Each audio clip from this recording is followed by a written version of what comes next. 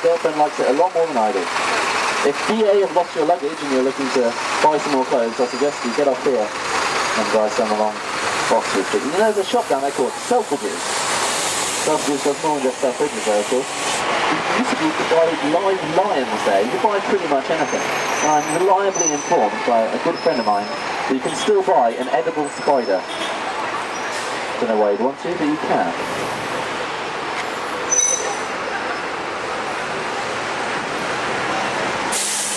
Now we're steaming down Park Lane. Park Lane, in the London version of Monopoly, is the second highest property value. And just like in Monopoly, there are some very expensive hotels down Park Lane. Show them very soon. This now is our stop for Oxford Street. Is anyone getting off at Oxford Street? Want to buy a Lamborghini? Yep, some people are getting down. People getting down. Elizabeth Taylor had 3 of her honeymoons here. That's why they installed the revolving door. At the top is where Sylvester Stallone got married.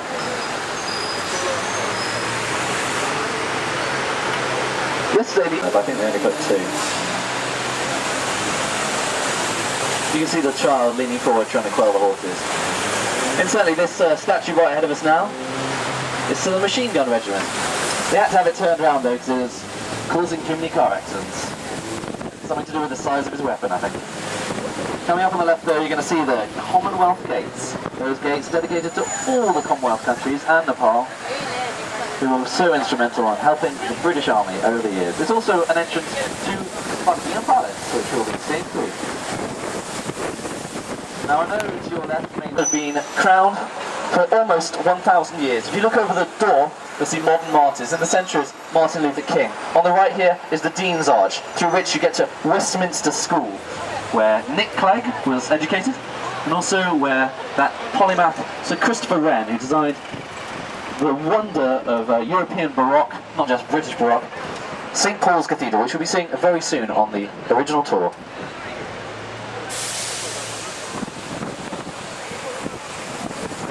Inside there, they're crowned on King Edward's chair. King Edward's throne, sorry. King Edward's throne.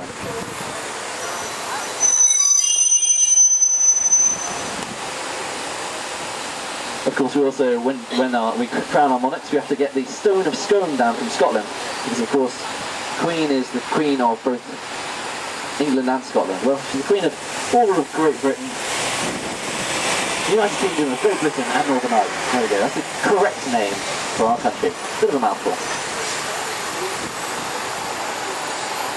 We were, of course, for a little bit a republic. Everyone forgets this. Not long, but I'll show you the Lord Protector, the statue of the Lord Protector, who was our head of government while we were a republic. 2 seconds time, ladies and gentlemen, you're going to see Big Ben.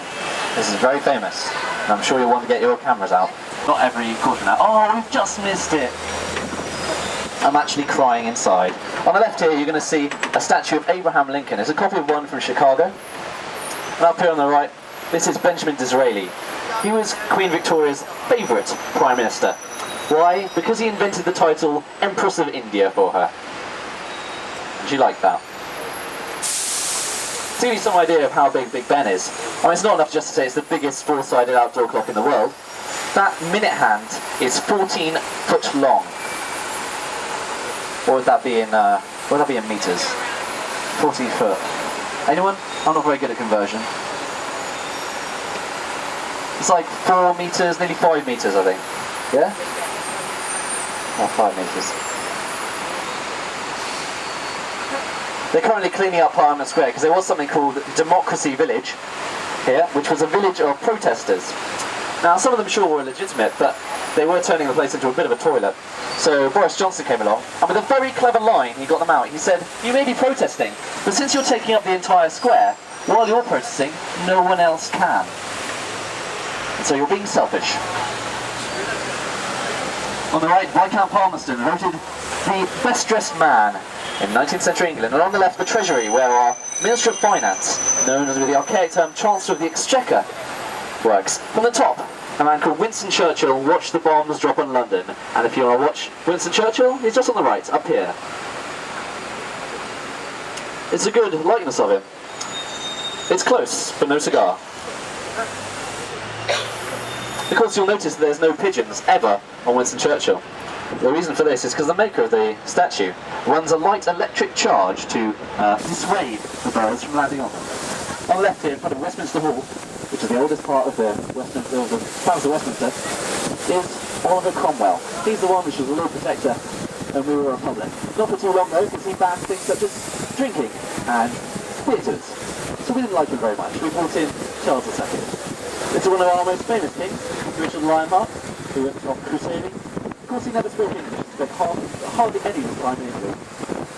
He was born here and he left. This is the largest Gothic tower in the world, Victoria Tower. Also that's where the Queen has to go into the House of Parliament. She's only allowed Spanish, but I think that one's just below it, which is very beautiful. Also, the stone tower you see there is called the Jewel Tower. It's one of the few remaining parts of the old Palace of Westminster. Go on, wait for the next one. It's better, the next one. La prossima. The cigarette-shaped green glass and cream stone. This is one of the weird green.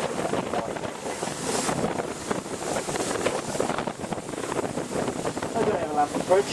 Over there is Westminster Bridge. Lambeth Bridge is red, which is the colour of the House of Lords. Westminster Bridge is green, which is the colour of the House of Commons. As you can see reflected in the canopies out on that side of the House of Parliament. That's where they get to drink. There's a nice big old cappuccino castle. There's like a pub there, isn't it? There they go. On the right here is the mouthful of a church, the deconsecrated Church of St Mary at Lambeth. It's also a gardening museum dedicated to John Treniscan, that famous gardener of Charles II. It's also Lambeth Palace. This is our stop for Lambeth Palace, Garden Museum, and the Imperial War Museum. Is anyone going down? Hands up? Nope. Lambeth Palace has been the house of all of our... Oh, slow down a bit. Lambeth Palace has been the house... I feel like an auctioneer sometimes. 100 on the right here is Lambeth Palace. It was the seat of our Archbishops of Canterbury for over 700 years. It's been a prison cell halfway up the clock tower. It's out on the fourth bit there. But I think it'd be torture. Every hour you've got a 13.5-ton bell just a few feet above you, sounding out up to 12 times. Come up, death.